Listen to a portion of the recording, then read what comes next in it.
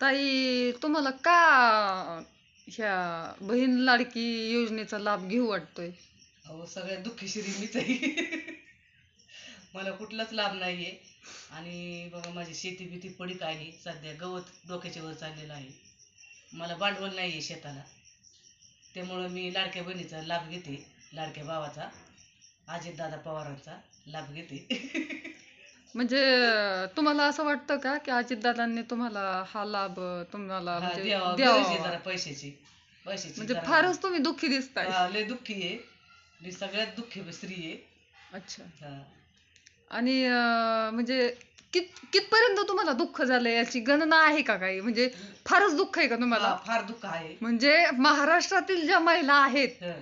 त्या महिलात एकमेव तुम्हीच दुःखी आहात का? नाही नाही, सगळ्या महिला दुःखी आहेत. सगळ्या महिला दुःखी आहेत, पण त्यांच्यापेक्षा मी ज्यादा दुःखी आहे. अच्छा. मग तुम्हाला तुमची चूलबिल पेटती का नाही? नाही नाही, चूल नाही पेटत. आणि शेती आहे मला, पण ते सगळी पडीक आहे. डोकं एवढं गवत झाले, काट्या उगवले त्याच्यामध्ये. अच्छा. भांडवल नाहीये मला. भांडवलच नाहीये हा, म्हणायचं पैसा मग. नाहीये हो. माझ्याकडे. मग तुम्ही रोज कामालाच जाता का? हा, रोज शेज कामाला जाते. अच्छा. 25 एक महिला आहेत आमच्या बरोबर कामाला. कामाला. त्या सगळ्या दुःखी आहेत का? हा, त्या बी दुःखी सगळ्या. त्यांना बी लाभ पाहिजे. पण आता लाडक्या काय बहिणी. माहिती दादा काय करतायत काय माहिती आता. दादा करतील ना, दादा करतील. दादा कसे, दादा बहिणीसाठी झटायला लागलेत आता. अच्छा. हा. का मतदानामुळं का चाललंय त्यांचं हे सगळं? हा, आता मतदान आले जवळ दादांचं. 5-6 महिन्यापुरतं करते ना आपलं तेवढं.